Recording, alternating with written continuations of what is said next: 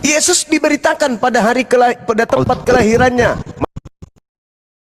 Ya, pengantar ini singkat para sahabat. Mantep TV sudah standby. Di like, di subscribe, di share sebanyak mungkin untuk supaya mencegah sahabat-sahabat kita di luar sana tidak terpengaruh terhadap pemurtadan. Lalu Kristen ini apa? Partai? Kumpulan gerombolan gitu? Kalau Bang Juma bilang Yesus tidak menyampaikan firman kepada muridnya, itu salah Bang Juma. Oh, Yesus menyampaikan firman, Bung? Betul, berarti bukan firmannya saya yang disampaikan, tapi firman memang dari Bapak yang pada saya itu datang untuk mengajarkan kepada murid. Betul. Tadi di awal kalau Anda mendengarkan saya, menurut catatan penulis buku Yohanes, diterangkan dalam Yohanes 17:8, segala firman yang engkau berikan kepadaku telah aku sampaikan kepada mereka, dan mereka telah menerimanya, dan mereka percaya, dan mereka percaya bahwa engkau lah yang telah mengutus aku. Berarti kalau segala firman ini dikumpul lalu dijadikan sebuah buku, menjadi sebuah kitab, maka cakupan dari kitab itu, Yesus itu di situ, kitab itu sebagai apa? Sebagai Tuhan atau utusan Tuhan tok? Oke, ku jelaskan tentang Tuhan ya, Bang ya. Tunggu. Buku. Segala firman yang engkau berikan kepadaku telah aku sampaikan kepada mereka. Segala firman ini kalau dibukukan, ending daripada buku tersebut menjadi kitab. Cakupannya tentang Yesus Tuhan atau utusan Tuhan? Ini ku jawab sebentar. Ya. Oke. Jadi, Bang Zuma, Tuhan itu tidak melulu tentang Allah, Bang Juma. Tuhan itu tidak tentang Allah, Bang Juma. Oke, karena Bang Juma bisa buka di bentar.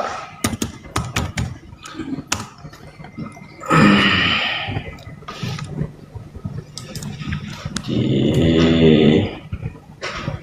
mana ya tadi?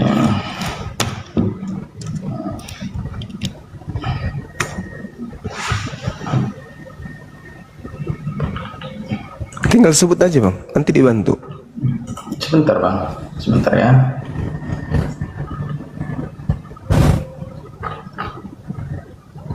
Sebentar, Bang, lupa lagi saya.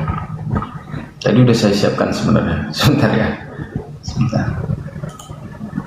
Itu di kitab Wahyu itu, Bang, bahwa Allah sendiri, intinya gini. Jadi agar umat Israel itu mengenal pasti bahwa Yesus, Allah sendiri itu memberitakan bahwa Yesus itu adalah Tuhan. Tuhan itu adalah Yesus Kristus, Bang. Sebentar ya.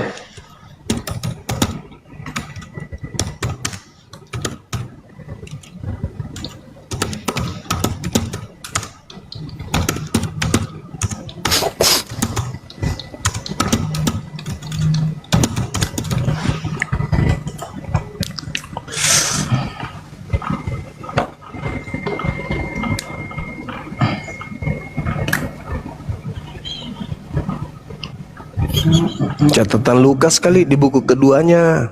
Bukan. Sebentar ya. Sebentar.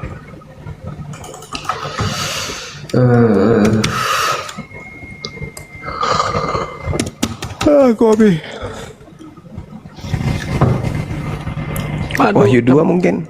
Campur madu guru ndak? Ya, Wahyu 3. Wahyu 2, Bang. 9. Wahyu 2, Bang. Nomor 2 ayat. Bentar. Assalamualaikum warahmatullahi wabarakatuh. Waalaikumsalam warahmatullahi wabarakatuh. Dan Bang Handi. 2 itu Adit, sebentar ya, Bang. 9 bukan?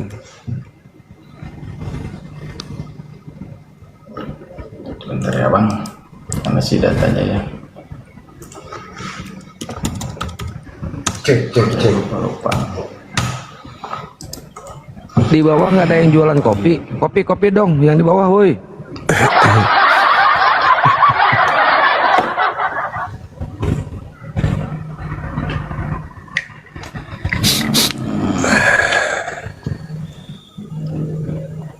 Iya, 9, Bang.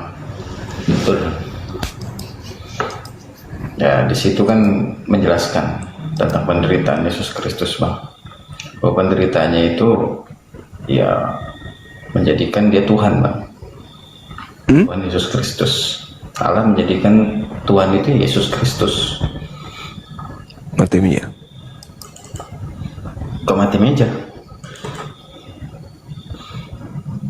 Gimana sih? Bangsa Israel tahu pasti bahwa Yesus Tuhan itu Yesus Kristus. Gitu, Bang.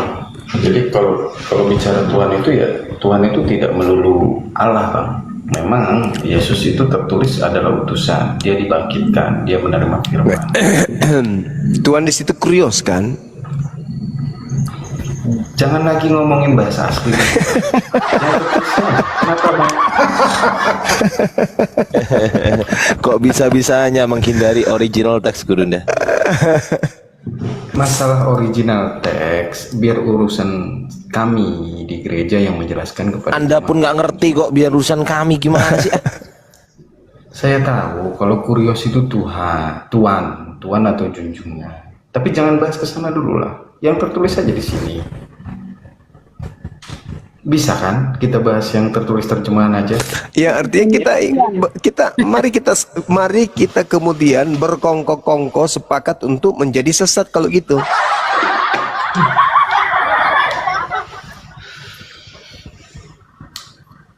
Iya, biar kita yang jelaskan, Bang, kalau masalah. Coba Anda jelaskan kepada saya bagaimana benda yang nyata-nyata adalah pisang. Anda jelaskan ke saya kalau itu mangga. Coba gimana cara Anda menipu saya? Silakan. Kok menipu? Lah, Tuan kurios. Oh, udah ya. Anda ingin jelaskan Bang itu Juma, adalah Tuhan? naikin yang lain aja ya. Saya minta maaf. Saya menunggumu di pintu surga, saudaraku. Allahu Akbar. Gitu, Bang Juma ya. Iya, Saya mau berterus terang sama Bang Juma. silakan. Saya sebenarnya mau berdiskusi sebenarnya, Bang Juma ya. Cuman kalau untuk pembahasan original teks, kenapa saya bilang tadi ini kan mau Natalan? Gini, Bang Juma, jujur, yang kemarin saya kirim Gencatan senjata dulu kita gitu. bukan, yang saya kirim kemarin ke Kang Kian Santang perihal pembaptisan itu memang jumlahnya nggak mungkin lebih banyak daripada yang mualaf ke Islam. Saya akui, dan saya juga kan sudah mengakui kebenaran Islam itu memang benar, itu ajaran sesuai dengan Tuhan yang ada di Kejadian, penjelasan tentang penciptaan dan kebagaimanaan Tuhan. Cuman gini, Bang Juma juga nggak bisa semena-mena bilang kekristenan itu juga salah, Bang Juma, gitu loh. Kalau berdasarkan data-data terjemahan gitu, ya saat ini Islam dengan kebenarannya, Kristen dengan kebenarannya, gitu yang maksud saya, Bang Juma. Saudaraku, boleh ndak saya menggunakan terjemahan kitab saudara dalam bahasa Bugis? Boleh aja, boleh. Boleh. Terus nama Yesus ku ganti bacok di situ. Kok bisa bacok? Ya, mau gue. Kan kita nggak ada hubungan. Saya hanya menggunakan terjemahan dalam bahasa Bugis. Lu nggak ada urusan.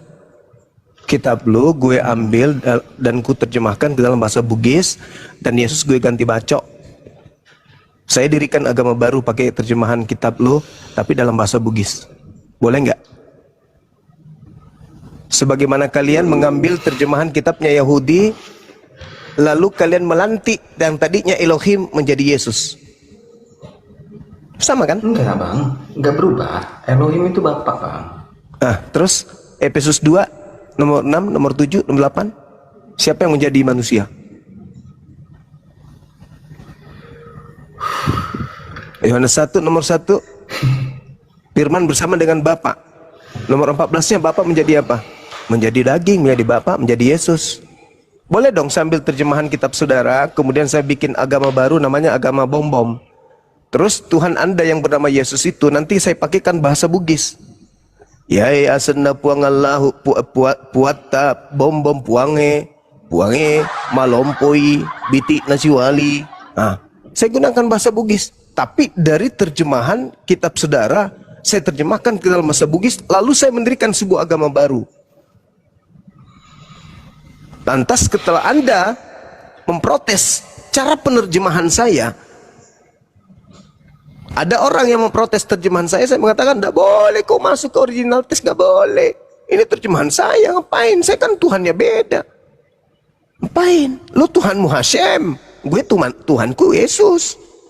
Silakan, saya kan terjemahan kitab-kitab gue. Lu kan original text, gue terjemahan doang. Boleh nggak kayak gitu? Inilah yang terjadi kalian antara Yahudi dengan Kristen. Oke gini Bang Juma, kutanya dulu Bang Juma gini ya. Ya. Bisa kutanya Bang Juma? Boleh. Oke. Yang penting ada kapasitas tempat penampungan jawaban saya nanti. Ya kan ada orang biasa bertanya tapi nggak ada penampungan. Untuk akhirnya semua jawaban ditolak. Gini Bang Juma. Ini pribadi saya Bang Juma bertanya gini. Oke. Kalaulah memang ini serius saya nanya Bang Juma ya. Ya.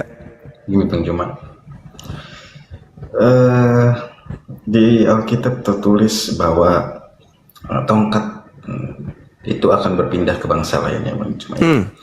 Dan Kejadian 49 nomor 10. ya, Tuhan akan membangkitkan seorang sama seperti Musa, dan tidak ada lagi yang lain kecuali sama seperti Musa ya. Dan itu wajib, nubuatan itu pasti harus ada kan. Ini Bang Juma, di dalam rasul-rasul di kekristenan memang tidak terjadi nubuatan itu, bahwa tidak ada yang sama seperti Musa, sesuai dengan firman Tuhan bahwa dia akan membangkitkan yang sama seperti Musa. Bisa Bang Juma jelaskan kalau memang itu larinya ke Nabi Muhammad sesuai dengan data Bang Juma? Oke.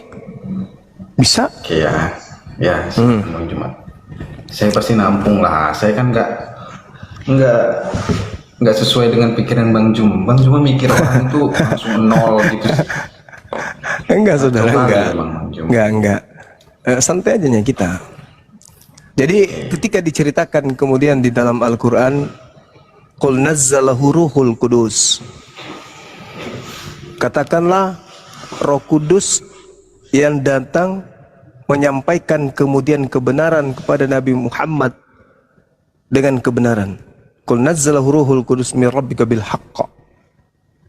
Sekarang carikan saya data yang bisa kemudian disandingkan dengan keadaan tersebut, di mana baginda Rasulullah Muhammad SAW menerima pemberitaan dari langit melalui Roh Kudus, sama seperti ketika kemudian Nabi Musa menerima Torah. Nah, kalau kita melihat hukum dalam bahasa Yunani itu adalah namus atau nomos. Sedangkan di dalam hadits yang datang kepada baginda Rasul Muhammad SAW itu adalah an-namus, pembawa hukum. Yang datang kepada Nabi Musa, pembawa hukum. Yang datang kepada Nabi Muhammad, pembawa hukum. An-namus atau nomos. Permasalahannya, tadi saya berkata dan bertanya, apakah Yesus mengenal Bible? Tidak. Apakah Musa mengenal Torah? Mengenal. Apakah Nabi Muhammad mengenal Quran? Mengenal. Apakah Torah itu semua berasal dari lisan Musa? Ya. Apakah Al-Quran semua berasal dari lisan Nabi Muhammad? Ya. Adakah lisan sahabatnya? Tak ada. Lalu Ulangan 18:18, aku akan menaruh firmanku di mulutnya. Berarti ada mesin pencetak firman dari mulut seseorang yang sama seperti Nabi Musa. Kandidat tinggal 2. Siapa? Yesus, Nabi Muhammad. Mana segala firman yang keluar dari mulut Yesus? Tunjukkan kepada saya. Ini sudah hampir 2 jam loh. Belum ada yang bisa menunjukkan segala firman yang keluar dari mulut Yesus. Jangan lari ke sana, Bang. Pertanyaannya kan nggak ke situ, Bang. Nah, Jangan ke sekarang situ, jangan di situlah. saya mengatakan bahwa segala firman yang aku simpan dalam mulut seorang nabi yang sama seperti Musa itu harus ada. Mutlak, absolut, harus ada. Nabi Muhammad, segala firman yang terlontar dari mulutnya Al-Quranul Karim. Tidak ada yang bisa kemudian menyangkal itu.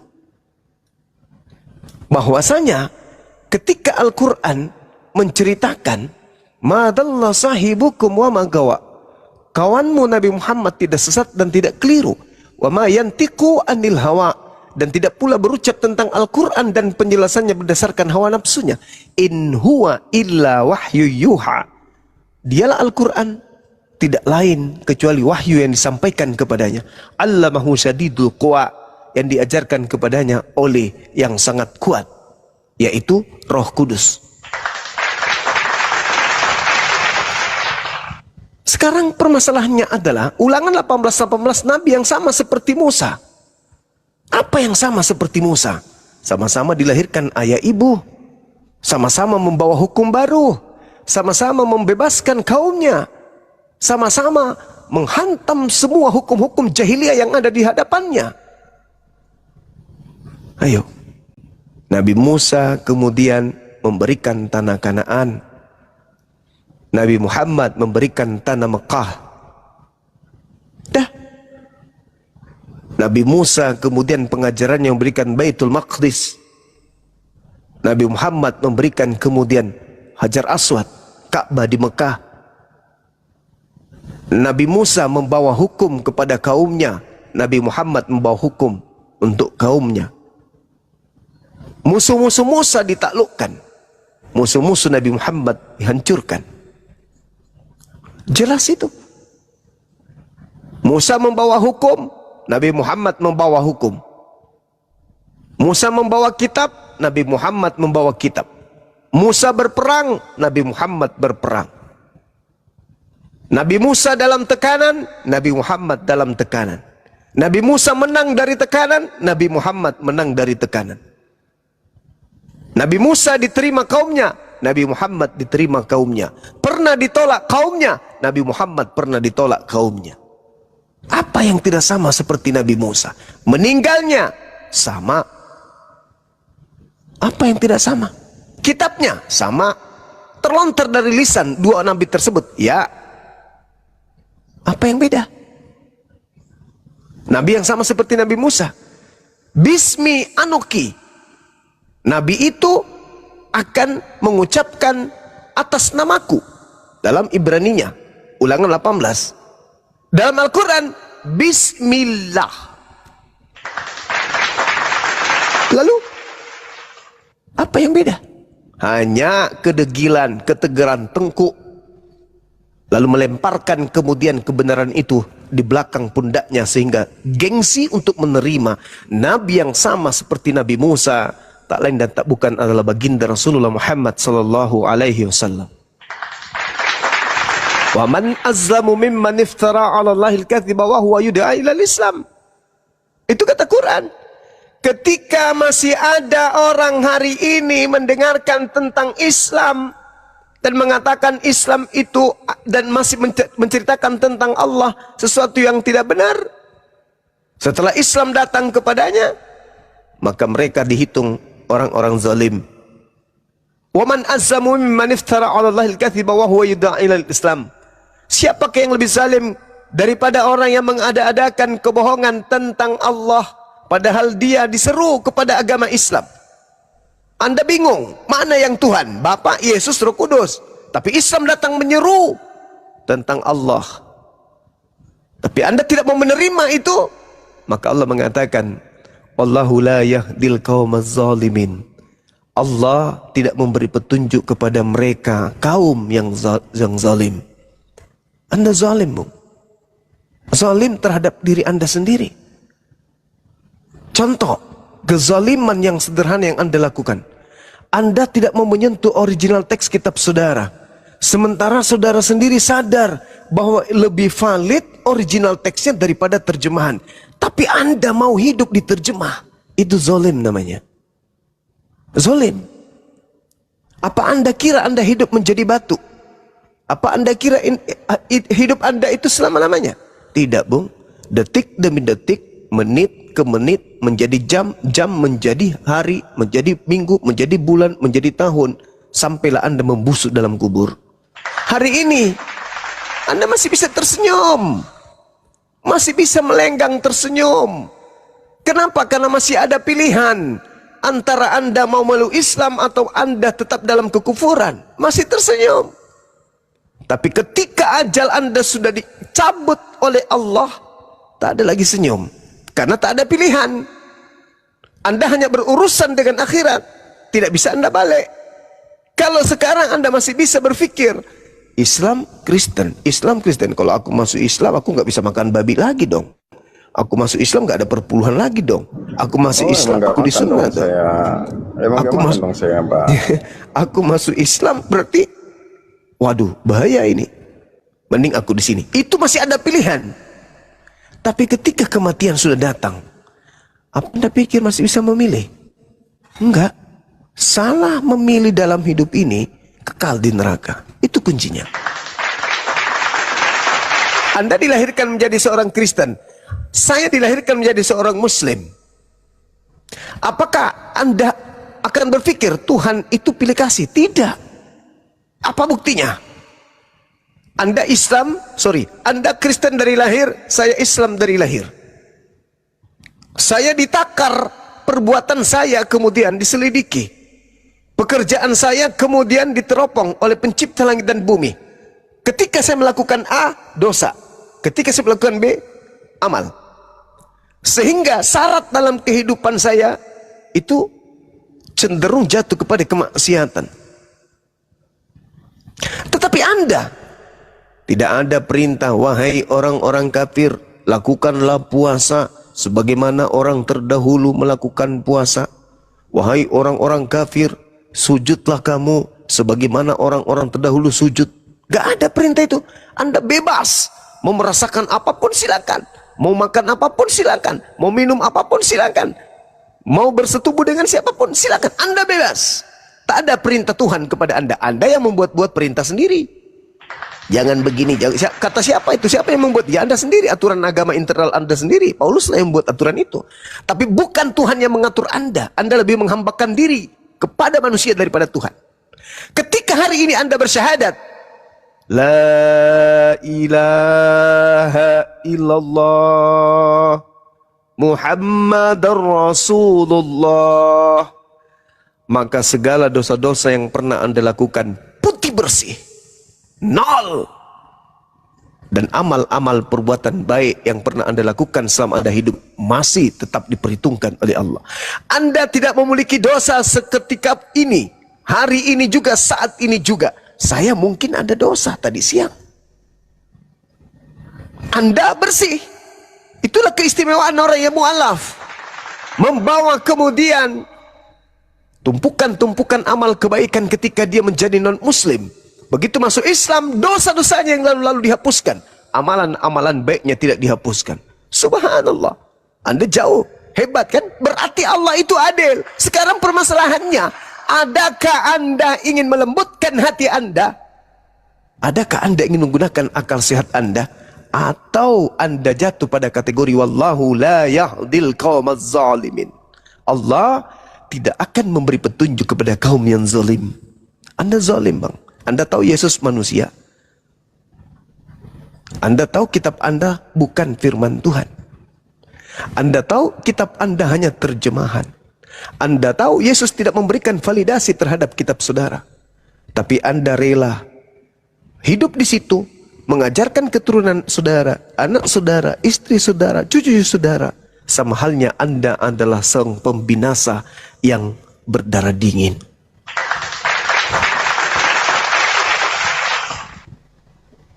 Anda tahu itu. Bahkan Bible Anda menceritakan hari terakhir nanti banyak orang memanggil aku Tuhan. Anda tahu itu.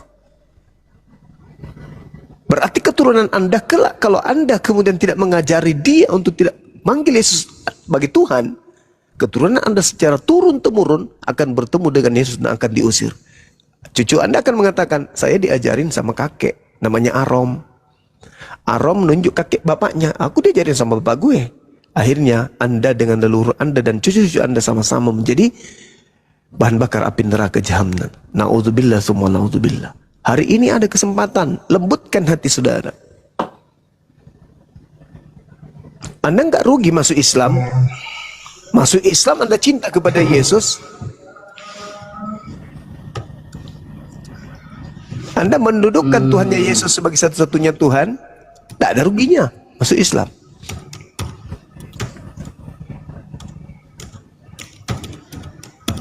Gimana ya Bang ya? Mungkin untuk saat ini bertanya aja sih Bang. Mau menunggu sampai selesai Natal kali. Bang Dumai gawat kalinya, nggak begitu ya.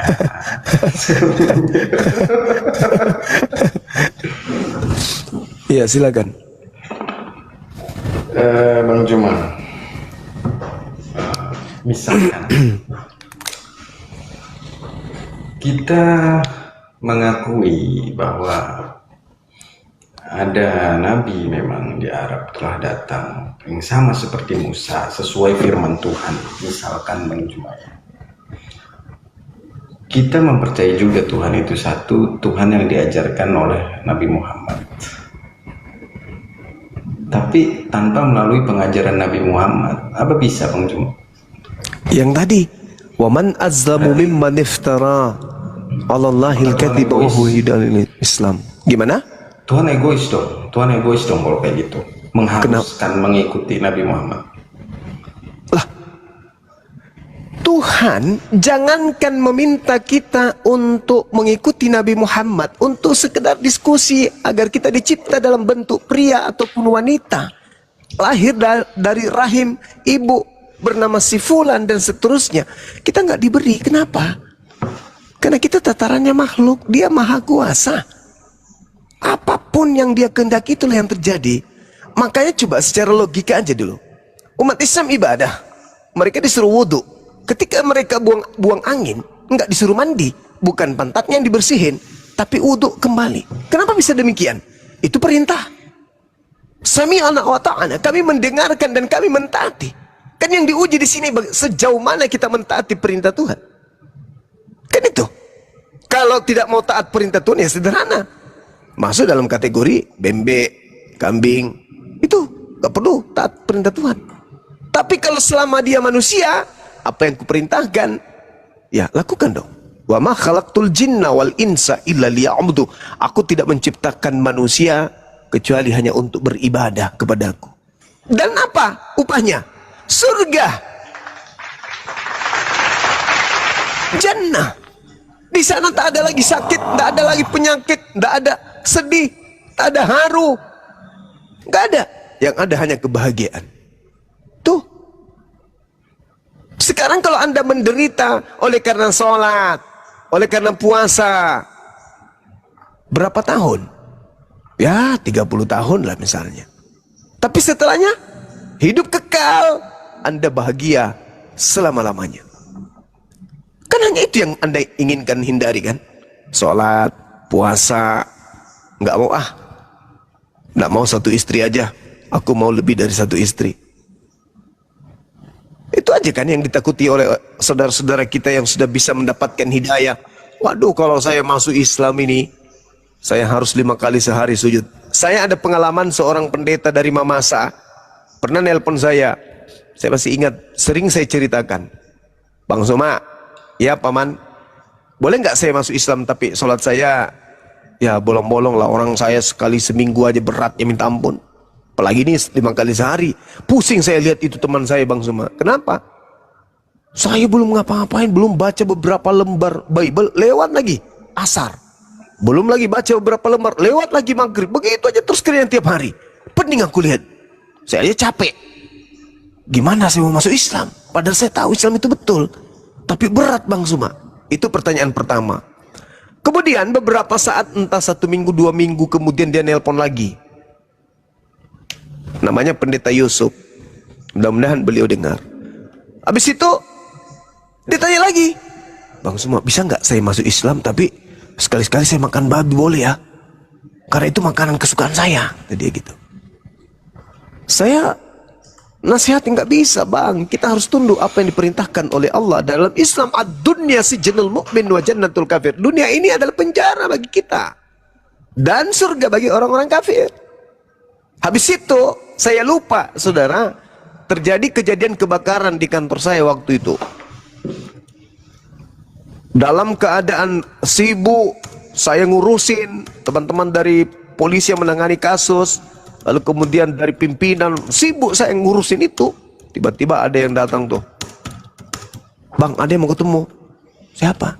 Bapak itu. Saya sudah lupa dan memang saya tidak pernah ketemu. Duduklah di kantin, langsung saya dipeluk menangis. Apa katanya? Bang, bisa nggak sholat itu jangan cuma 5 kali dalam sehari? Kenapa? Kalau bisa sampai 100 kali dalam sehari. Kenapa bisa, Pak? Saya Yusuf, kata dia. Saya Yunus yang dari Mamasa. Oh, loh, saya lihat dari kaki sampai kepala, kok pakaiannya kayak bukan pendeta, kok kayak ustadz. Saya sudah Islam, Bang Suma. Sambil dia menangis. Saya baru merasakan menjadi manusia utuh setelah saya sujud menyembah kepada Tuhan yang benar.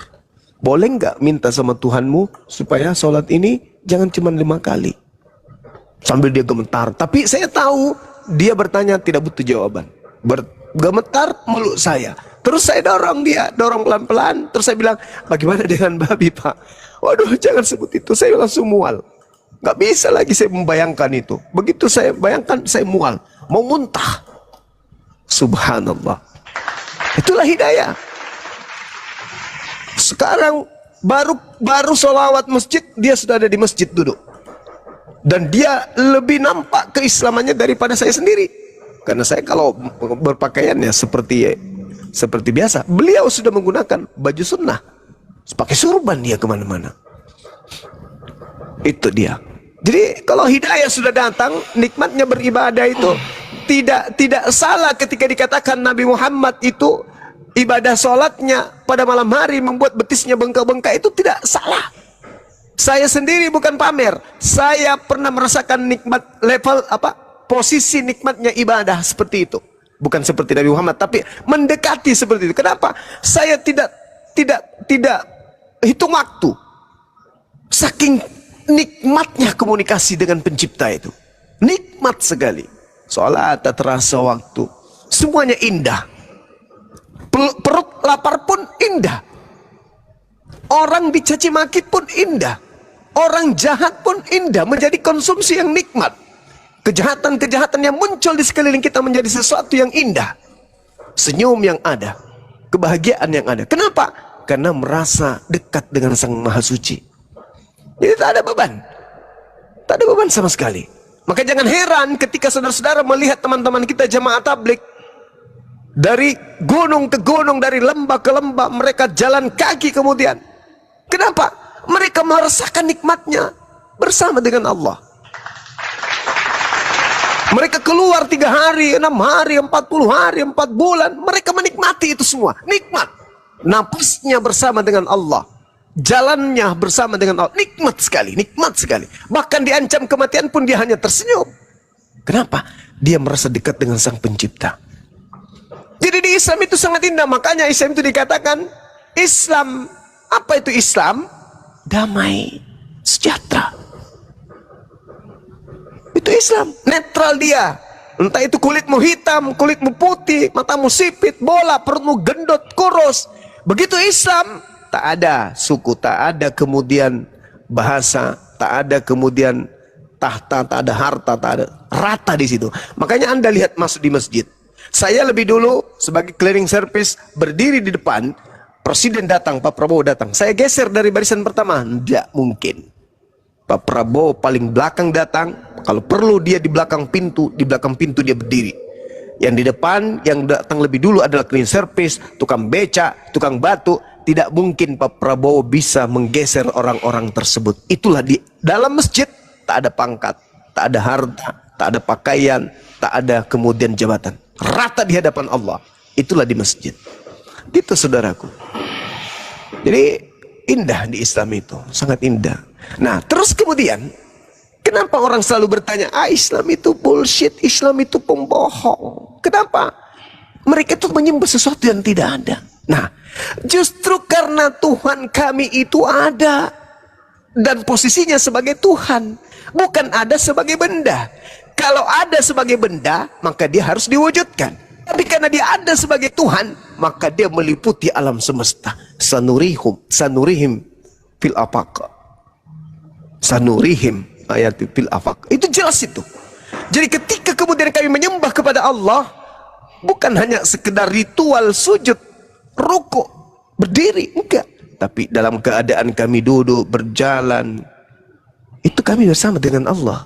Kenapa? Allah meliputi segala sesuatu. Bahkan dikatakan dalam Al-Quran surah Qaf ayat 16,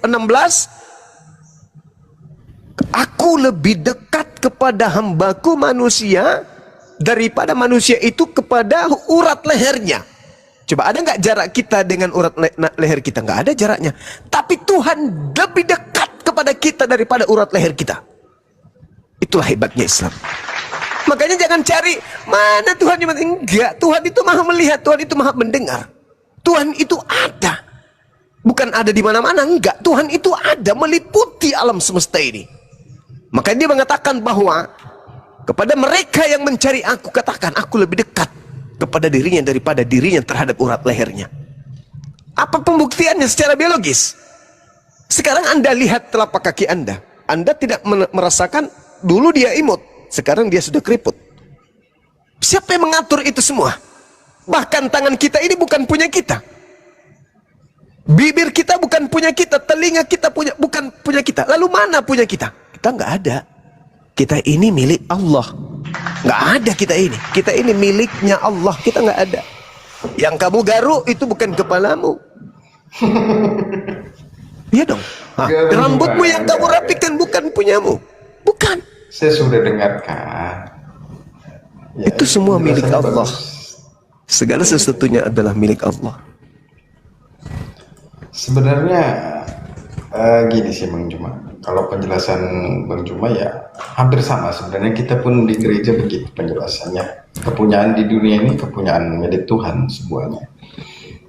Dan memang kalau untuk kebenaran, sebenarnya gini, saya masih compare sih Bang Juma. Jadi ada data yang kemarin kita diskusikan bahwa Yesus adalah jalan keselamatan dan hidup, tidak ada sampai kepada Bapa kecuali melalui Dia. Tapi saya juga baca hadis gini Bang Juma ya. Hadisnya saya lupa, mungkin Bang Juma tahu ya, tapi saya udah baca. Jadi itu ada di kepala saya terus Bang Juma. Setelah kita diskusiin data yang kemarin, jalan kebenaran dan hidup, hadisnya gini bunyinya Bang Juma ya. Jadi ketika pada saat setelah kematian ada namanya hisab di Islam, bahwa yang memberikan syafaat itu Nabi Muhammad. Semua manusia meminta tolong kepada junjungannya, cuman semua junjungannya menunjuk Nabi Muhammad. Hadis itu apakah sanadnya benar Bang Juma atau memang itu valid? Iya, betul. Bukhari maksudnya. Ya saya lupa, tapi Ya, itu ada. Bukhari hadits 6886. Jadi Ketika meminta datang kepada Nabi Ibrahim, datang kepada semua nabi, ya, bahwa mereka menjanjikan keselamatan mengikuti Dia. Ternyata mereka nyuruh ke Nabi terakhir, Nabi Muhammad. Nabi Muhammad. Bisa memberikan syafaat gitu. Iya, benar. Itu apakah betul Bang Juma? Itu sanadnya betul. gimana? Apakah real begitu? Ya, itu adalah hadis sahih. Itu hadis sahih. Hadis sahih berasalkan dari Al-Quran atau gimana? Al-Quran surah Ali Imran ayat 31. Qul in kuntum tuhibbunallah. Ya, silakan. Al-Imran 31 coba. Al-Imran 31. Bentar. Qul in kuntum tuhibbunallaha fattabi'uni yuhibbukumullahu wa yaghfir lakum dunubakum wallahu ghafurur rahim. katakanlah Nabi Muhammad, jika kamu mencintai Allah, ikutilah aku, niscaya Allah akan mencintaimu dan mengampuni dosa-dosamu. Apakah ini bercerita tentang hisab, yaumul hisab? Yes, betul. Di mana? Ya itu. Ketika kita mengikuti Nabi Muhammad, maka pencipta langit dan bumi akan mencintai kita dan menghapuskan dosa-dosa kita.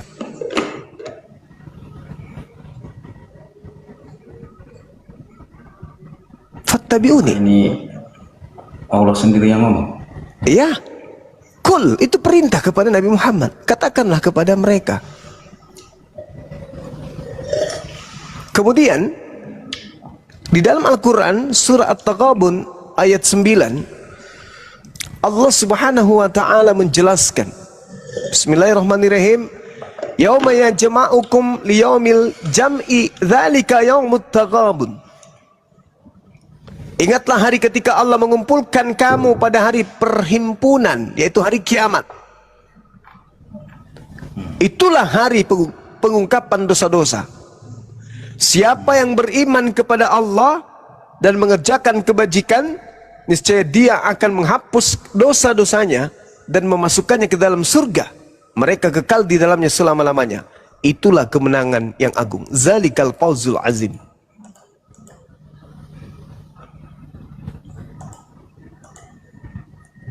Oke. Berarti berapapun dosanya akan diampuni jika melalui Nabi Muhammad gitu. Ya, Cuma kayak pernah ke surga aja lo cuma. surga itu sebuah kepastian, Bang. Seperti pastinya besok adalah hari Sabtu. Saya belum selesai Bang, cuma bentar. Emang lo pernah mati? David diam dulu, David diam dulu. Jadi gini Bang, cuma ada timbangan amal baik dan amal buruk ya di dalam Islam ya, bahwa tidak semuanya bisa langsung dimasukkan ke dalam surga walaupun dia mengikuti Nabi Muhammad. Berarti janji keselamatan itu tergantung amal perbuatan, benar Bang Cuma ya? Iya. Oke. Ketika pertimbangan pada saat hisab amal baik dan amal buruk imbang, berarti disitulah Nabi Muhammad akan memberikan syafaatnya gitu, atau Syafaat. Betul. berarti Benar sekali. masih bisa, walaupun dia imbang amal baik dan amal buruk, di hari itu dia tidak beraktivitas lagi, masih bisa ditambahkan amal baiknya oleh Nabi Muhammad gitu. Itu gimana? Nabi Muhammad tidak akan memberikan ruang kepada neraka untuk menyiksa umatnya. Beliau akan senantiasa memberikan syafaat. Dia akan minta kepada Tuhannya agar memberikan syafaat, agar dia memberi ruang kepada dirinya untuk memberikan syafaat kepada umatnya. Bukan umat Islam ada yang di dalam neraka? Ada yang dalam neraka, mereka orang-orang munafik, orang-orang musyrik. Apakah Kecuali mereka tetap dapat syafaat? kecuali yang munafik dan orang-orang yang musyrik syirik.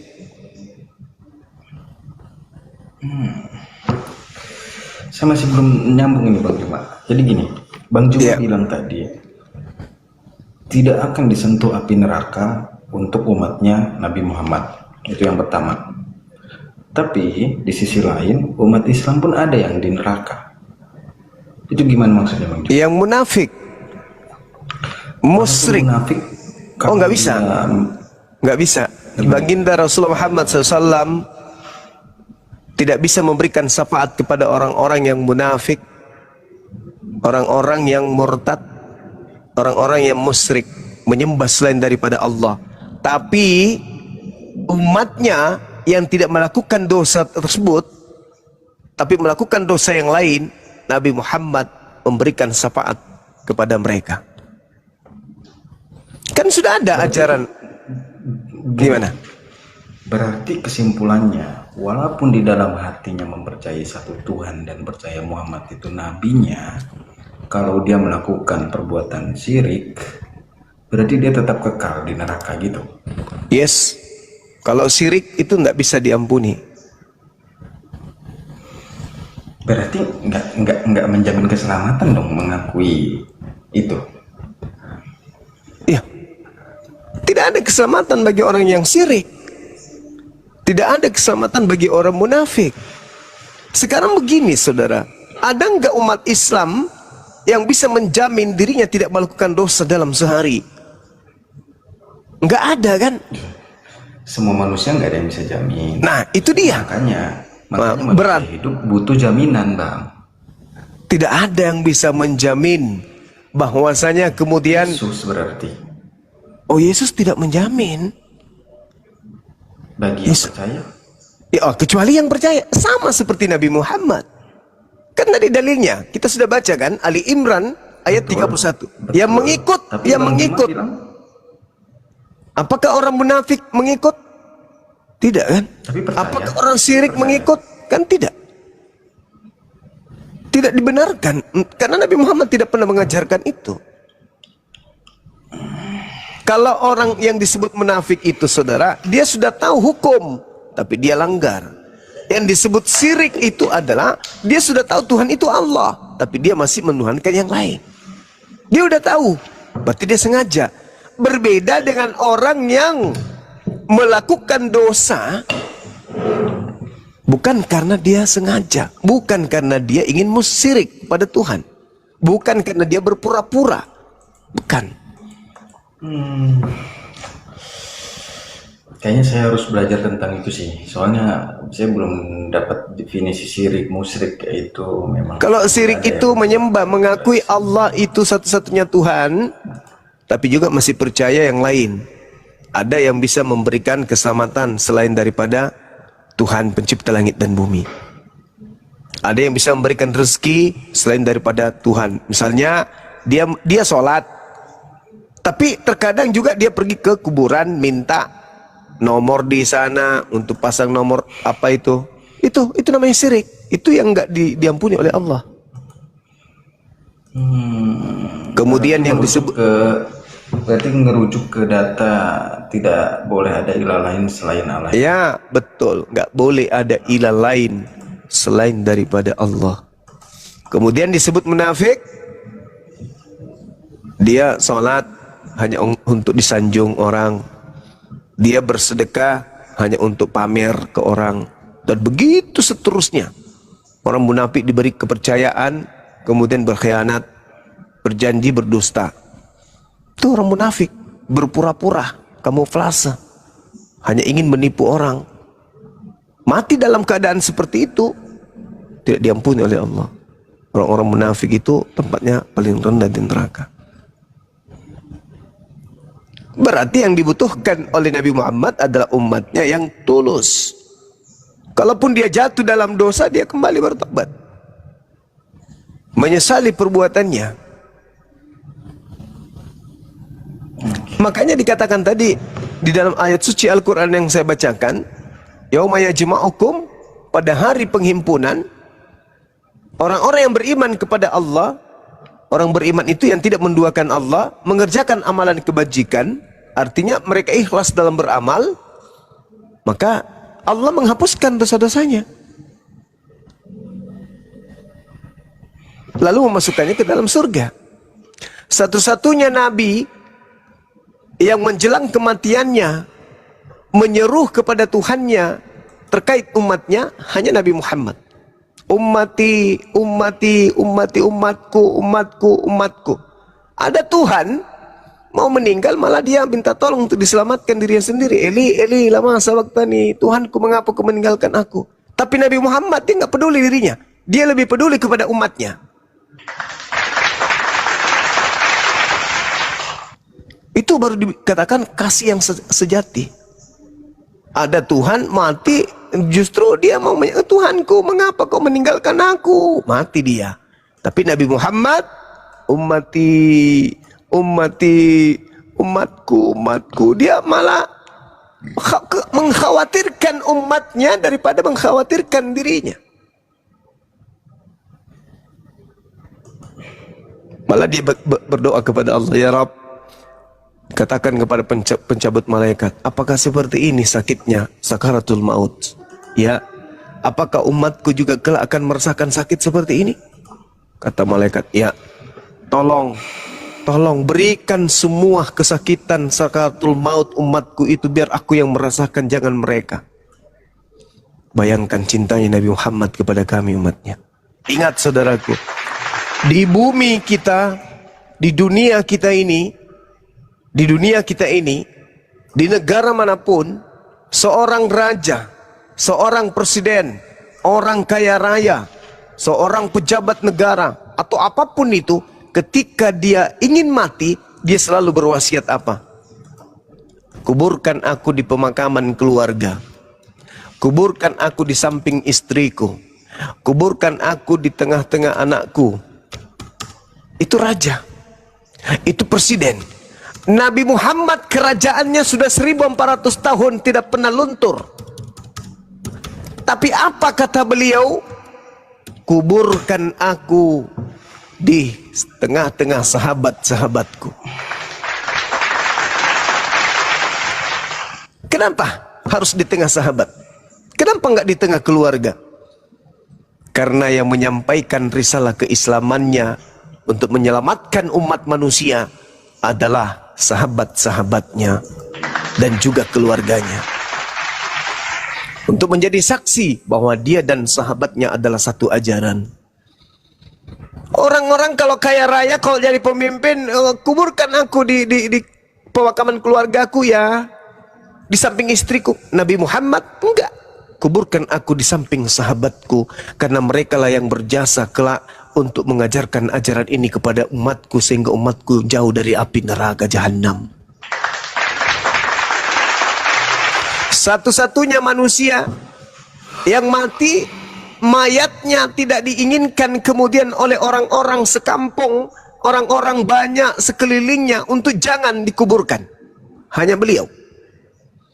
Secantik apapun orang yang mati, seganteng apapun orang yang mati, sesayang apapun kemudian kita terhadap orang yang kita cintai dan mati, tidak pernah kita mengatakan, jangan kau kuburkan mayatnya, biarkan dia mayatnya membusuk di sini. Tidak ada itu. Gak ada. Baru satu malam juga orang mati yang paling kita sayangi ada di rumah sudah mulai merindingkan. Apalagi malam kedua, malam ketiga. Nabi Muhammad, para sahabatnya gak mau.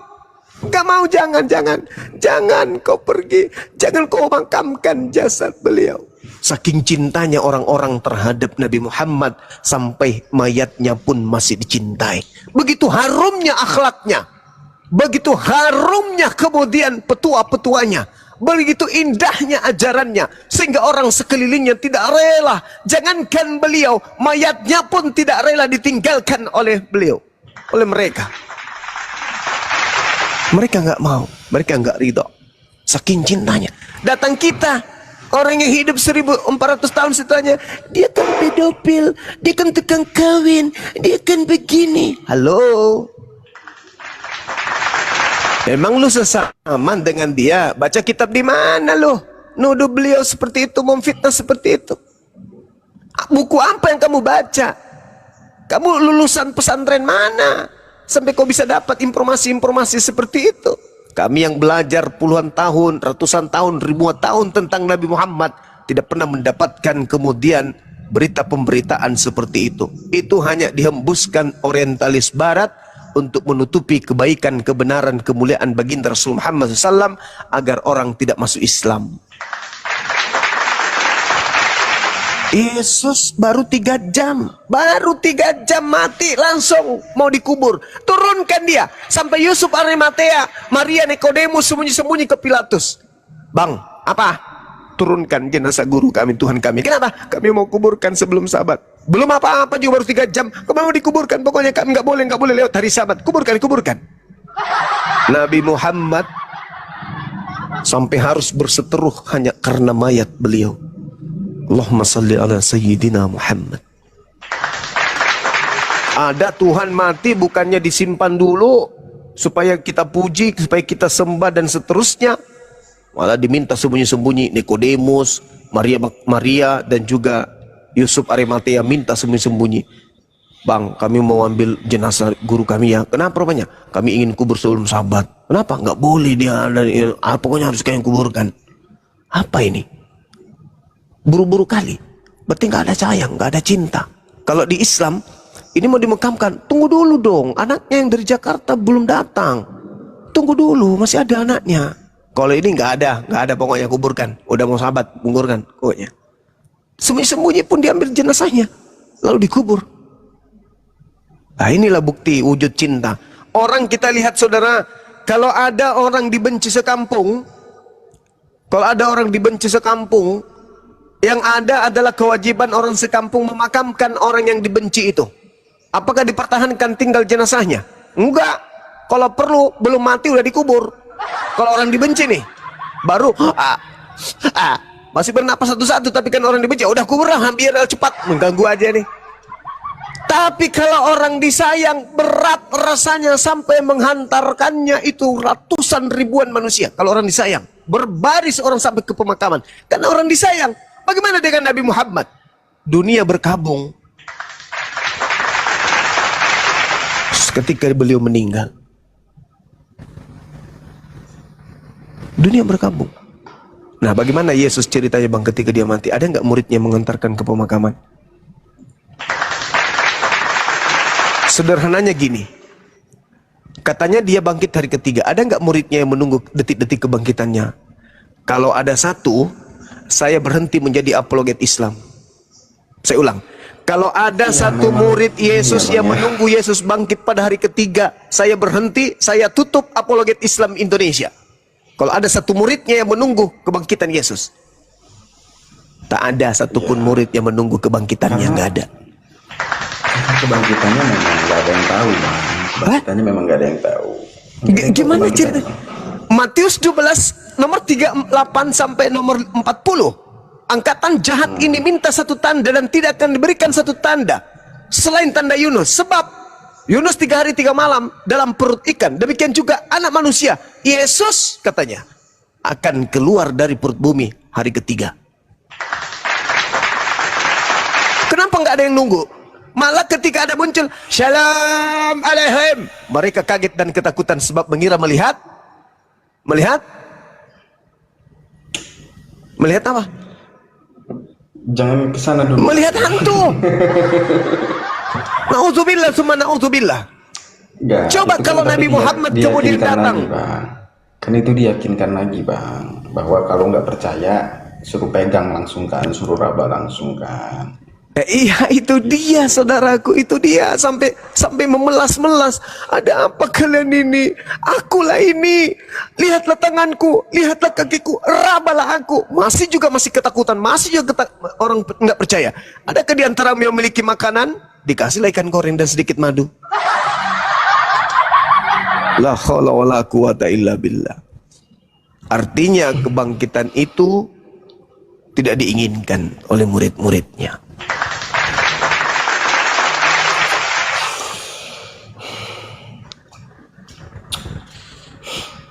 Orang kalau gini bang, orang kalau punya kejahatan akan dilupakan orang tersebut meskipun dia punya kebaikan-kebaikan. Contoh dalam kehidupan kita keluarga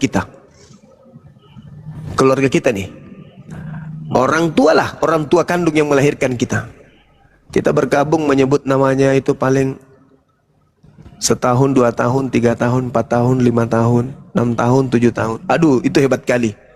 Ada biasanya membacakan doa orang tuanya surah Yasin setiap Jumat. Malam Jumat bacakan orang tuanya kalau di Islam Al-Quran. Bertahan berapa bulan? Tapi baginda Rasulullah Muhammad sallallahu alaihi wasallam 1400 tahun silam, umatnya cintanya kepada yang tidak pernah luntur sedikit pun. Tapi ada kejadian aneh di pihak saudara. Katanya sayang kepada Yesus, tapi marah kepada umat Islam yang membela Yesus, yang mengatakan Yesus tidak ditampar, tidak ditonjok, tidak diludahin, tidak ditelanjangin, tidak digantung, tidak ditombak, tidak dibunuh. Marah kepada umat Islam. Mereka maunya Yesus itu ditonjok, ditampar, diblender, wah pokoknya senang kali kalau Yesus itu menderita, senang kali. seneng kali. Andaikan di kitabnya orang Yahudi ada yang lebih parah dari Yesaya 53, bilur-bilurnya, andaikan saja ulat-ulatnya, itu juga dijadikan untuk Yesus. Berbeda sekali dengan Islam. Islam membela Yesus mati-matian, tapi Islam dibenci mati-matian. Yahudi membenci Yesus mati-matian sampai ingin membunuhnya, tapi Yahudi disanjung dan dipuja mati-matian. Kan aneh. Islam yang memuliakan Yesus, Islam yang dibenci. Yahudi yang membunuh Yesus, Yahudi yang dipuji. Aneh kan?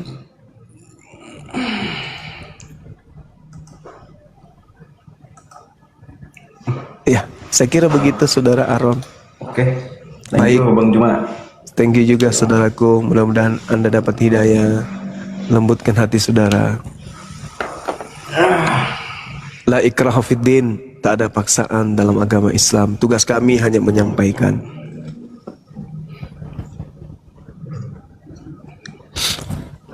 Oke, teman-teman silakan. Bang Handi, mungkin Adinda Ardiansa. Saya mau sarapan dulu. Ini pertama naik Gurunda, Arom cerah banget mukanya. Sekarang kok jadi berantakan mukanya.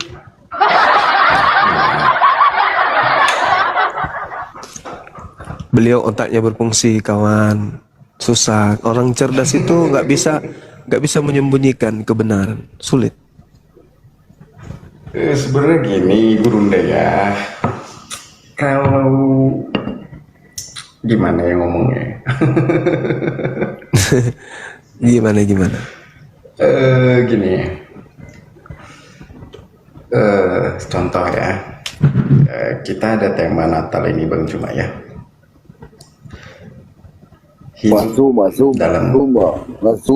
dalam Kristus Bang Juma.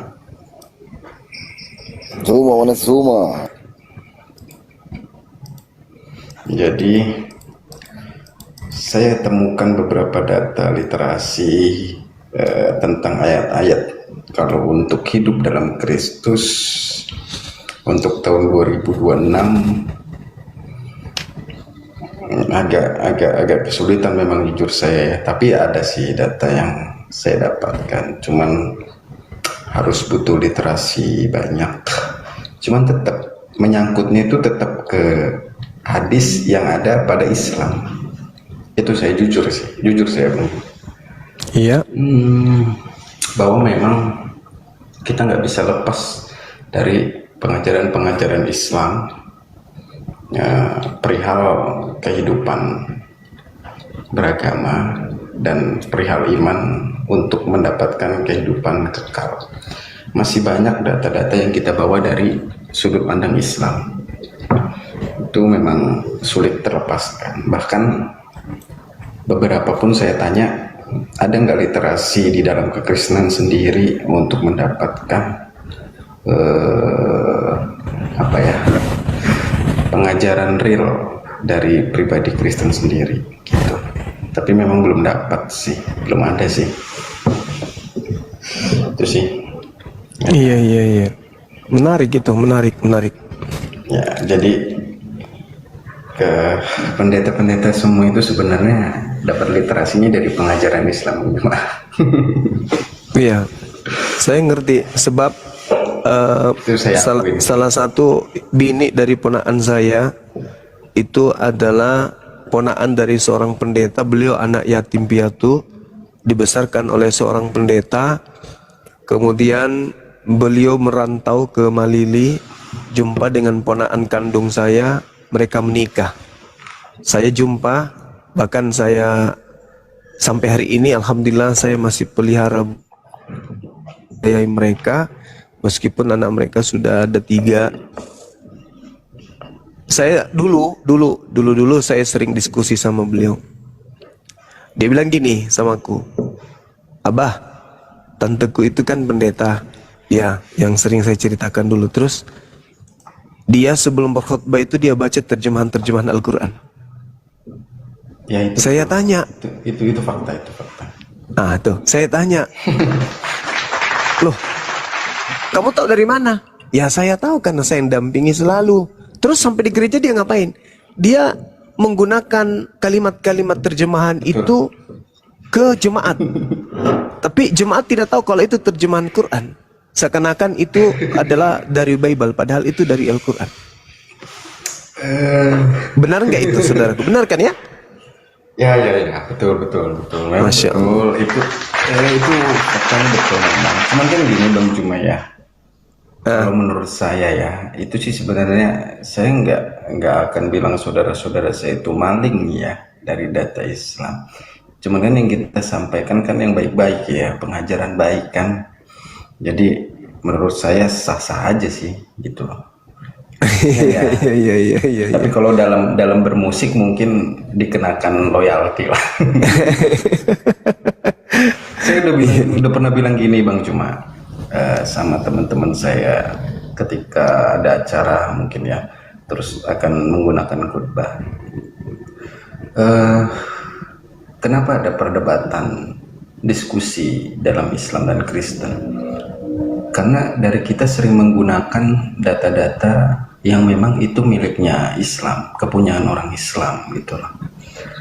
Kayak Roh Kudus segala macam, Allah itu memang sekali lagi makanya saya nggak mau bahas terjemahan lama karena jamaat-jamaat taunya itu yang ada saat ini Bang Cuma. Kalau terjemahan baru itu kan memang dari perjanjian lama yang asli konteksnya itu memang nggak ada, kata Allah itu nggak ada.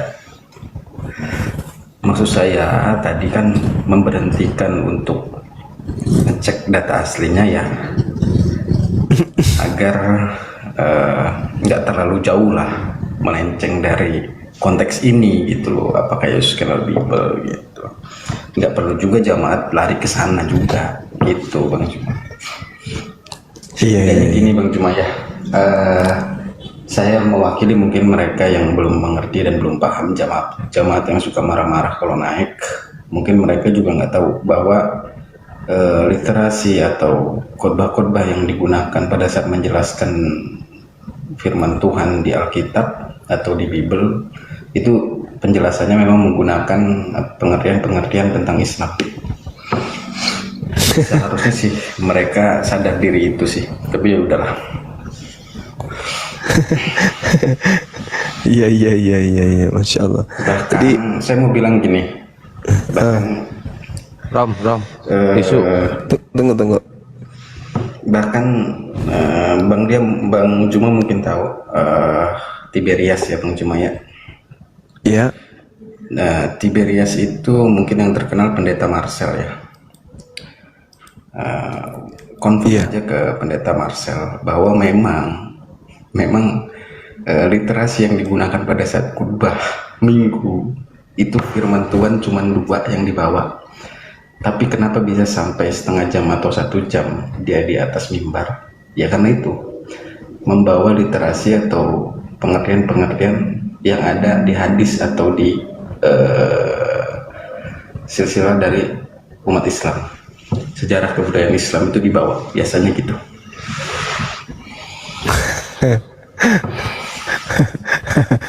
Berarti tidak salah pun saya ngomong. Tentunya itu gitu. Dia sibuk dulu mencatat, menstabilo terjemahan-terjemahan Al-Quran, bahkan dibuat di catatan-catatan kecil. Nah nanti kalau khotbah dibukalah catatan kecilnya itu di intisarinya diambil. Bagus. Pakai ini Bang Juma, sekarang pakai ketikan dulu, jadi tampilin di depan gitu. Editor. Iya. Lebih canggih sih sekarang.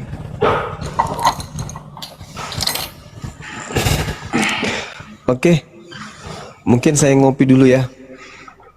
Ngopi Bang Juma, saya juga ngopi. Iya. Tindar Diansa, Bang Andi monitor. Yang lain, Bunda Rahma.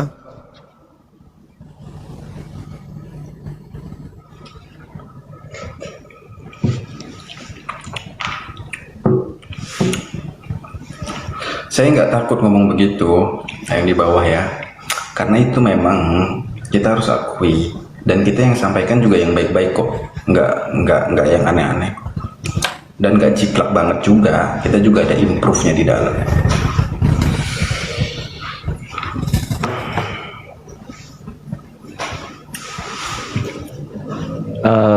Rom, lu kan jemaatnya lumayan agak banyak juga. Apakah lu nggak takut didengar sama jemaat lu? Ada beberapa jamaat yang udah tahu kok. Gitu. Tentang Kayak kemarin waktu literasi. debat sama Bang Juma.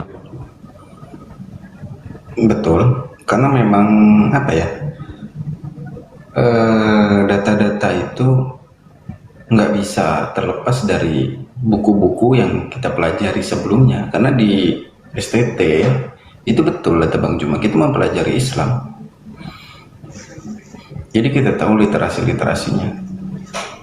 Terus tanggapan jemaat lu waktu nonton lu debat sama Bang Juma gimana tanggapannya mereka? Iman Kristen itu kuat, Kang Kian. Jadi mereka patokannya Alkitab terjemahan, bukan Alkitab original teks. Jadi walaupun disajikan original teks tetap mereka nggak bakal nerima. Yes, karena tertulis di terjemahan begitu.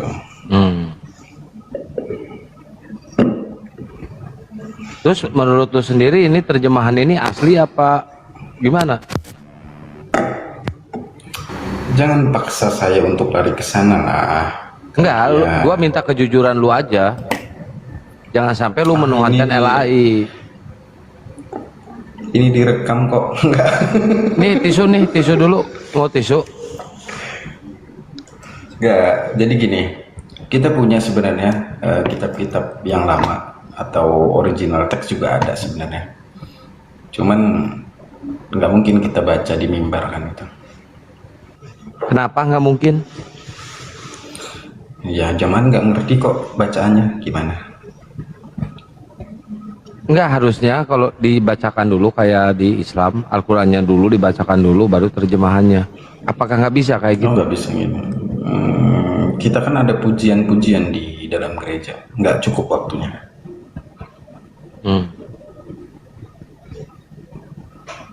Jadi dibatasi waktunya ya. Iya dong, kita kan dari pagi sampai malam. Pagi jam 8 mulai. Kemudian nanti diganti lagi jam 10, kemudian ganti lagi nanti jam 12, ganti lagi jam 3, ganti lagi nanti jam 5. Bang Ardi, Bang Handi, Bunda Rahma mau masuk aja.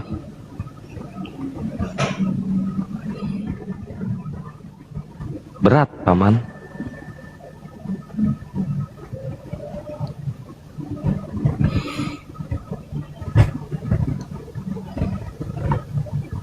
Ini orang sudah pada tidur kali ya? Rupanya Tidur mungkin. Coba digelitik dulu Bunda Rahma. Bunda Rahma. Mon. tadi sama Bunda Rahma udah debat Bang Aron ini. Sore. Cuman males sama Bunda Rama, nggak mau gantian dia. Males saya kalau nggak mau gantian. Itu Gurunda waktu debat kemarin sama Gurunda itu yang pertama, bukan yang kemarin dia sama Pak Pendeta Ruben Yunus. Itu jemaatnya pada nonton ya Bang Aron ya. Iya. Sekarang pun ada yang nonton, kenapa emang? Gak masalah sih menurut saya. Kalau dia memang menemukan kebenaran dalam Islam, ya silahkan. Kurang dong perpuluhan. Menurut saya enggak juga sih Bang Juma. Gitu ya. Enggak. Kalau saya sebenarnya ikhlas-ikhlas aja sih Bang Juma. Cuman kan dari mereka memang yang mengadakan itu. Saya punya pekerjaan kok. Saya punya penghasilan sendiri kok. Dari perpuluhan tapi. Oh enggak juga. Yaitu kalau dikasih kita terima. Sama sih sebenarnya kayak di Islam juga kan, Ustadz juga kan ada yang digaji sih, guru ngaji juga kan ada yang dapat gaji kan. Iya. Ya sama sih kayak gitu. Cek. Ya. Bang Handi masuk Bang Handi. Bikin kopi dulu saya. Cek, kedengeran nggak suara Kang? Ada? Kedengeran.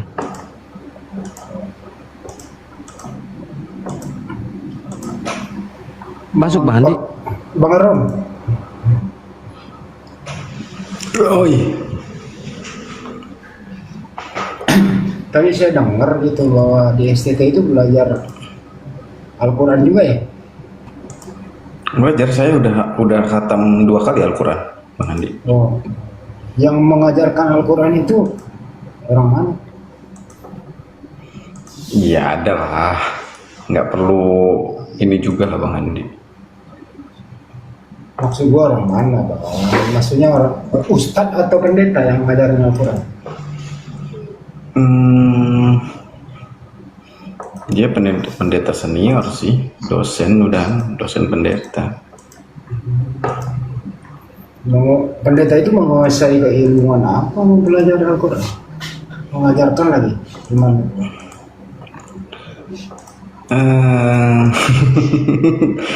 Jangan bahas itulah. Cukup tahu aja kalau kita belajar juga. Jangan-jangan dia cuma mempelajari terjemahannya aja, Bang. Dia nggak ngerti membaca originalnya gitu loh. Oh, kalau saya ditunjukin Bang Handi Al-Quran, saya bisa baca. Kira-kira gini loh ya, misalnya dalam satu sekolah Islam nih, gitu ya, terus belajar Bible, gitu ya, yang mengajarkan Bible saya sendiri kepada orang-orang Muslim. Kira-kira outputnya itu sesuai nggak kira-kira dengan iman Kristen begitu? Ya pasti nggak sesuai lah. Nggak sesuai. Oke, kita balik di STT yang ngajarin Al-Quran. Ya memang, yang sama-sama nggak sesuai juga. Nggak sesuai juga.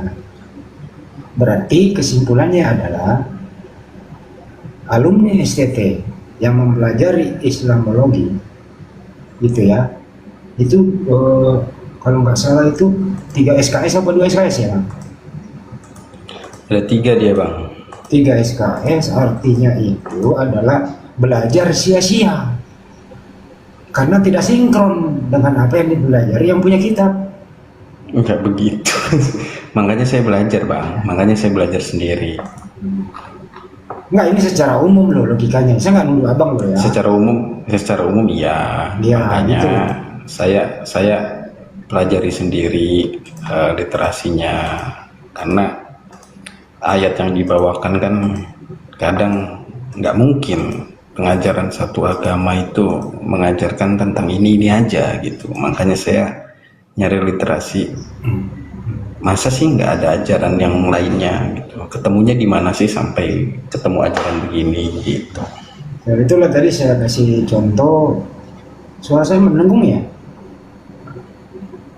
Mendengung suara saya? Iya, agak dengung. Gimana ya? Cek. Nah ini segini udah bagus, Soalnya jangan Kok pakai. ini mau nggak denger? Cek. Ini gua ngerti ini makainya ini barang nih. Jangan pakai reverb, Pak Andi. Dulu, ntar gue pelajari lah. Yang penting gue terusin dulu ya. Yang penting nggak terlalu mengganggu ya. Cek. Enggak ya? Udah. Aman ya? Aman? Oke.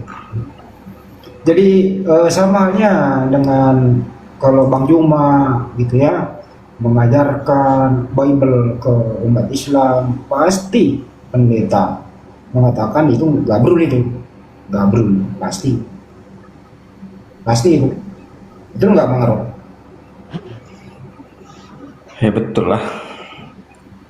Nah itu juga sebaliknya secara umum ya gitu loh. Tapi kita kok bisa cek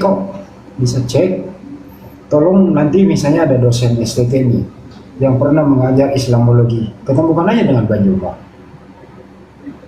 Siapa yang menguasai Bible, siapa yang menguasai Al-Quran, bisa kita tes kok. Kalau perlu disiarkan di TV nasional supaya terbuka semua siapa yang gabrul gitu loh. Menurut saya nggak perlulah begitulah.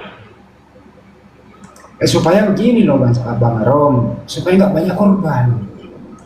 Kenapa kita lihat ini, mohon maaf nih, alumni STT ini 3 semester loh itu, nggak lulus loh itu, nggak bisa jadi sarjana, nggak bisa dia menjadi sarjana teologi kalau dia tidak lulus 3 SKS itu Islamologi tadi. Bener loh, 3 SKS. MKDU apa wajib itu? MKDU ya? Atau MKDK? Mata kuliah dasar khusus? Enggak, itu wajib Bang. Wajib. Jadi kalau nggak belajar Islamologi nggak bisa dia lulus menjadi sarjana teologi. Betul. Ya, wajib itu wajib. Dan kita lihat aja outputnya Bang, hampir 99,sekian% yang pernah belajar Islamologi masuk ke sini ketemu Bang Juma, wassalam, nggak ada apa-apanya. Ini fakta. Ini perlu direnungkan lah. Tapi saya rasa Bang Arom sebagai orang yang akademis ya, nggak termasuk di sinilah. Ya sekian persennya Anda lah yang di sini gitu, yang mau. Saya sebenarnya kalau niatan belajar Islam itu bukan niatan, nggak ada di pikiran saya untuk menghujat sih Bang. Karena nggak mungkin agama itu belajar tentang keburukan terus, pasti ada alasan sebab akibat. Makanya saya baca bola-balik Al-Quran itu. Saya nggak menuduh orang bahwa dia belajar Islamologi untuk menghujat, enggak, saya nggak menuduh ke sana. Tapi mereka itu namanya bikin rumah, itu pondasinya udah rapuh, terus bangun ke atas ya pasti goyang gitu loh Bang. Kenapa? Gurunya bukan ahlinya. Karena mempelajari Al-Quran Abang tahu, bukan karena dari segi bisa membaca dan ngerti apa itu terjemahan, bukan. Bahasa Al-Quran itu ya bahasa yang penuh makna. Tidak semua orang bisa, saya sendiri nggak bisa, hanya orang-orang yang tertentu. Makanya itu di Al-Quran itu ada penafsir. Penafsir itulah yang kita pakai, yang awam dan tidak menguasainya. Berbeda dengan Bible tuh Pak, tidak penafsirnya siapa? Paling Matthew Henry. Nah, itu pun juga akan terbelah-belah menjadi banyak dengan. Nah itu sih intinya dari saya, Mas Arom ini ya salah satu di antara yang mereka lah yang bisa berpikir bahwa ya, kalau mau belajar Islamologi ya panggillah dari pesantren jadi dosen. Karena tidak ada perguruan tinggi Islam di negeri yang kita cintai ini itu ada wajib mempelajari Bible, nggak ada. Kami mempelajari Bible itu di luar sistem sekolah, di luar sistem pendidikan formal. Tapi karena ingin diskusi dengan anda sebagai Kristen, jadi kita belajar supaya tidak ngalor ngidul. Ada dasarnya kita berbicara kan gitu. Bahkan nih sesuai original teks dan konteks dan terjemahan itu justru kami Muslim yang benar dalam hal satu data di Bible, dan rata-rata saya lihat tuh pendeta yang melawannya dan jemaatnya kalau diskusi gitu. Contoh kita kasih data satu gitu, bener Bang, Abang paham lah itu, ini nggak usah lah, kita terbuka aja. Yang melawan sebenarnya saudara-saudara Kristen yang naik di sini, lawannya bukan kami, tapi data yang ada di Bible itu lawannya. Bener. Kita kasih contoh misalnya, ini original teksnya loh, berbeda loh sama terjemahan. Kata dia, ngapain original teks, kita terjemahan saja. Nah ini kok nggak bisa begitu. Kayak contoh nih, ada 2 kata nih, antara kurios dan teos itu ini rancu sekali, padahal sangat berbeda maknanya. Itu loh Mas Arom. Tapi Mas Arom di sini kan bukan salah satunya ya. Mas Arom saya paham lah.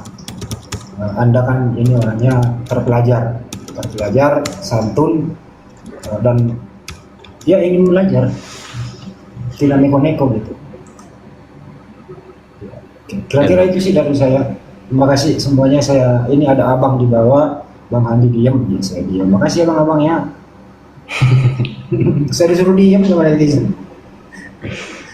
Dia nggak tahu Bang Andi. Kacau Lanjut. Bang Andi. Lanjut Kang. Lanjut Mahandi, lanjut. Netizen kok didengar? Jadi netizen gak usah didengar, Kian. Nggak, kita hargai juga netizen gitu, kan dia yang beli kuota nonton kita. Cuma kadang-kadang dia memberi apa sih itu namanya kritik, tapi nggak ada solusi gitu. Kritik doang. Itu tujuannya apa sih Bang Aron, lo belajar Islam itu? Apa tuh? Untuk memperkokoh iman jamaat aja, Kang Kian. Jadi gini. Memperkokoh iman jemaat. Betul, karena kita kan minoritas di sini. Maksudnya Jadi, buat pembandingan? Bukan membandingkan, iya, tapi untuk memberikan contoh juga iya gitu loh. Cuman kan Ayat mana aja yang ayat mana aja yang dibuat perbandingan? Seingat lo? Hampir semua ayat kita kulitin. Yang untuk memberikan contoh, berarti contoh tauladan kan, contoh yang baik kan? Bukan, perbandingan compare dengan kesesuaian pengajaran Yesus. Jadi kalau di sebelah seperti ini, kalau di kita seperti ini. Kan ada 2 ayat tentang pembunuhan ya. Yang satu lawan mereka, bunuh mereka di Islam ya. Kalau ada kafir, kalau ada orang kafir yang menjajah kita, Persempit jalannya. Kalau ada orang kafir yang menjajah kita, yang menyerang kita, bahwa kita wajib melawan, wajib membunuh. Nah, kalau di Anda kan kata Yesus, bawalah mereka, kalau mereka tidak percaya dengan aku sebagai rajanya, tidak mau bersekutu dengan Yesus, bawalah kemari dan penggalah, bunuhlah di depan mataku.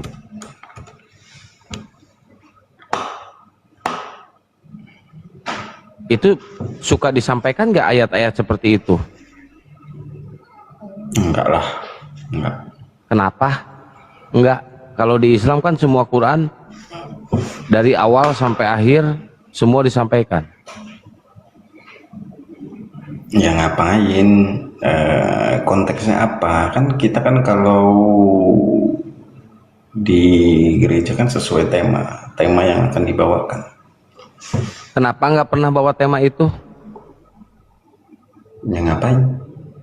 Ya buat jemaat tahu, biar jemaat tahu kan perbandingan. Nggak sesuai tema ngapain? Kan contoh, ya pakai tema itu sekali-kali. Kenapa takut? Nggak takut, cuman nggak sesuai tema. Iya, sekali-kali bawa tema itu di gereja kalau lu lagi dakwah pidato. Pengertian ya. Tema-tema yang dibawa oleh Mas Aron di gereja itu tema-tema yang menyejukkan hati, memperkuat iman agar mudah untuk bayar perpuluhan. Gak bisa baca itu, gak bisa ke Amsal. Bukan, karena kan tema loh Bang Handi, ada temanya. Tanya ngapain juga sih? Iya, kata saya juga sekali-kali bawa tema itu. Ya maksudnya dibuka lah semuanya, jangan sebagian ditutupi gitu maksudnya. Temanya nasihat. Pernah nggak temanya nasihat?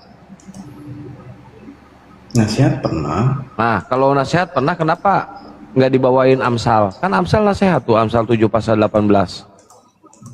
Ya kita kenapa nggak bawa Galatia atau Korintus? Atau apa? Ada juga.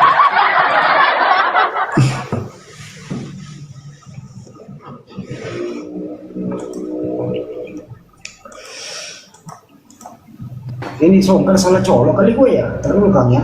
Salah colok kali, salah kali gue nggak ngerti. Tunggu ya, gue betulin dulu. Kembali balik. Jadi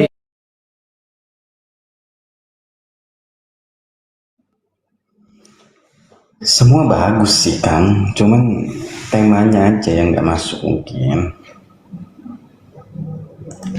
coba kalau dibawain tema itu nasihat, kan nasihat pernah ada, bawain Amsal.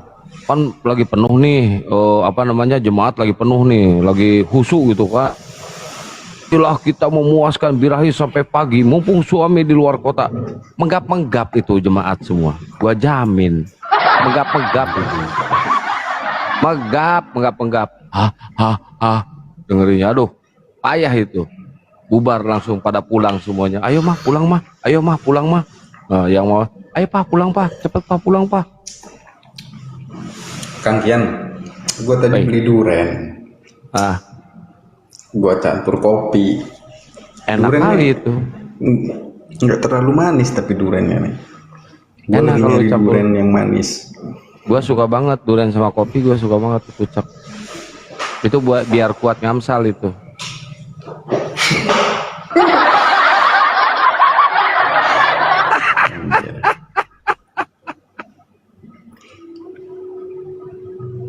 Ya, David. Ada apa lu tadi? Marah-marah, Fit? Jangan marah-marah lah. Marilah kita diskusi sampai pagi hari, mumpung ini hari libur. Kok jadi kayak Amsal? Marilah kita memuaskan Cek. diskusi. Ini mana Kang? Bagus. Bagus. Oh, ini aja Iya. lah. Hmm.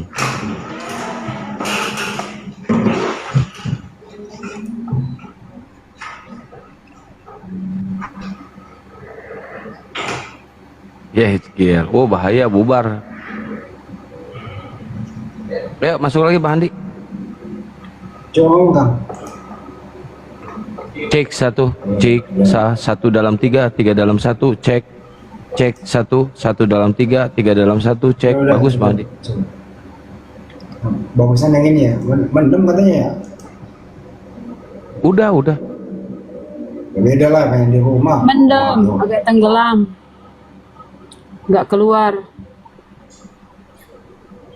Bagusan yang mana? Yang pertama? Kok banyak banget sih colokan ini. Coba yang pertama. Ya udah, tunggu dulu, gue tukar dulu. Bang Bonara maju dulu. Silakan. Masya Allah ya, saya rasa semua sudah disampaikan oleh guru kami Bang ya. Arom, Sebentar ya, saya ambil minum dulu. siap. Memang hidayah itu milik Allah ya. Ya kita berdoa aja semoga Bang Arom ini dapat hidayah dari Allah.